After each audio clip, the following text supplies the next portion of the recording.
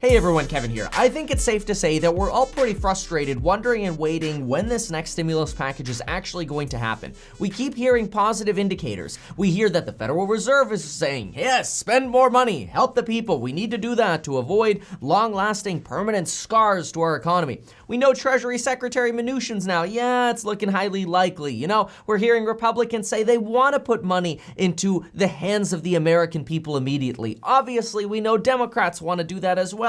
They submitted an 1,800-page bill, and you can't help people for looking at an 1,800-page bill going, seriously? 1,800 pages? That's a long bill. Like, nobody could even fathom reading the entire thing in any reasonable period of time. Anyway, with all that said, it creates a lot of frustration, and I think I finally come to a conclusion on what's taking so long.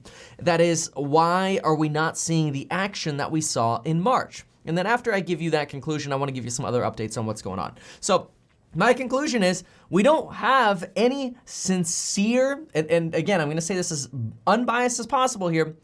There's no leadership right now pushing for the extra stimulus package except for Democrats.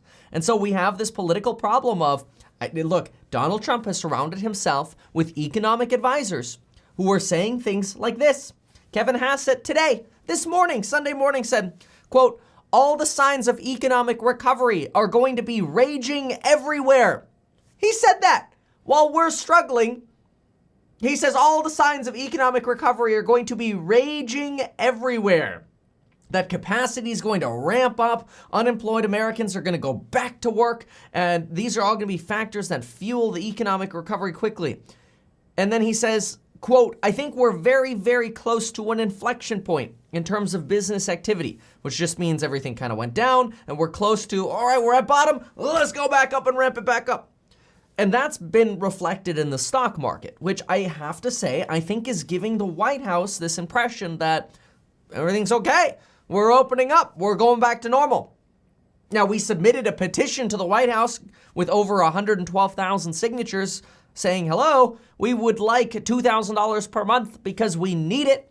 The people getting hurt the most, if you read the reports the Federal Reserve puts out, are minorities, blacks, women, Mexican Americans, people who are making under $40,000 a year. These are all the people getting screwed by the inaction. But unfortunately, and I'm not blaming Trump, I'm blaming the people advising Trump. The people advising Trump are talking through this political filter. And I think it's sort of like this echo chamber of, oh, the stock market's up. And then the economic advisors, must be a V-shaped recovery. Everything's good.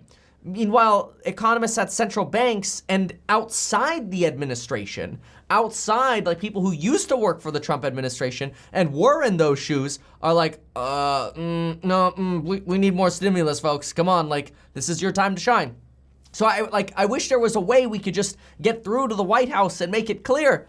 Because if we were able to get that clear guidance and clear leadership, I think that might actually rally the Republican Congress in the Senate to put some action together, rather than essentially going on break for Memorial Day and then suggesting that we'll get to negotiations on the next stimulus bill in the 3rd or 4th week of June. Are you kidding me? And that they hope to pass something before the July 10th recess? And again, I'm not taking sides, okay? I mean, the Democrats put, come on. There are some things in there where it's like, these things are in there just to piss off the Republicans. Now, we know Democrats and Republicans, they have a lot of talks before these bills get put together. But there are definitely some things in there that are political hot potatoes that there's no way Republicans are going to be okay with. But it's a big issue that you have Senate Republicans like John Thune saying things like, quote, I don't think there's a consensus yet on a path forward. Another one, Mike Braun, quote, I don't think we're close at all. We'd have to have sessions like we did on March 23rd, 24th, 25th over the weekend, and there's no dynamic like that going on that I'm aware of. That I'm aware of? Why are y'all confused? Like, the people need help, and you guys are confused on what needs to be done? Here we go, Senator Roy Blunt. Quote, I truthfully don't know that we're to that point yet of having any kind of agreement on any kind of proposal. Well, we know that. We're all waiting. There's another one. These quotes were from The Hill this morning, by the way. Blunt added, quote, we need to figure out what we need in the second quarter. The months of, say, July, August, and September, that would be different than what we needed in April, May, and June. I don't think we know, and I don't think we should be expected to know right now. Oh, again, like, I'm not taking sides, okay? It's just frustrating because if the senators, both Democrats and Republicans, would just listen to what economists are saying, listen to what the Federal Reserve is saying, they could have a huge political edge by providing what the people need right now, which is stimulus. And it's not even stimulus, it's like relief. Come on. You know the people who are getting screwed, it's tenants. And we already addressed minorities. Homeowners have mortgage forbearance, but tenants still owe back rent. It's absolutely ridiculous, and that's what's creating a lack of demand. So it's frustrating. You know, we've got the Main Street Loans program coming out this week, by the way. That program is for companies with 15,000 or fewer employees, $5 billion or less in revenue. But, any actual small business would probably be watching this video. I would just encourage, if you haven't yet applied for the PPP, there is still money available in the PPP, which is great. We know that Mike Pence is pushing a payroll tax cut so that, quote, the workers would take home 7.6% more and stimulate the economy. Okay, we've heard that. We know the payroll tax cut is complicated. This is a good kind of push towards leadership, right? But again, when Donald Trump is asked, we get vague responses that, well, we have ammunition left, but we won't need it. That was a quote from Donald Trump yesterday. We have ammunition left, but we won't need it. And we know that Donald Trump hasn't proposed a plan, and I'm not suggesting that it's on him to propose a plan right now. Realistically, it's on the Senate. So I don't blame Trump. I somewhat blame his economic advisors because I think they're talking through, they're wearing, what do you call them, rose-colored glasses, right?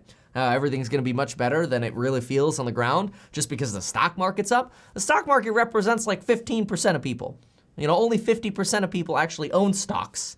And, the rich people own most of the stocks. And I think really the only way we can get this through, and I think really the only thing that we can do right now, short of another petition asking the White House to respond to our first petition, is sending letters to our local representatives and our senators. Type in your county name, Google, Senator for Ventura County, Representative for Broward County, whatever it is, Dade County, put it in, send a letter. And express your frustration, because I think honestly that's all we have right now. Other than these quotes and Donald Trump, obviously it's Sunday, we don't have a dramatic amount of updates. But this really makes it clear to me why there's no urgency in the Senate right now. It's because there's nobody saying clearly, hey, half of America is suffering. Even though we know a lot of people are jobless, I think the Senate's looking going, well, we got that covered. We got unemployment insurance until July 31st. Like, why are you rushing us?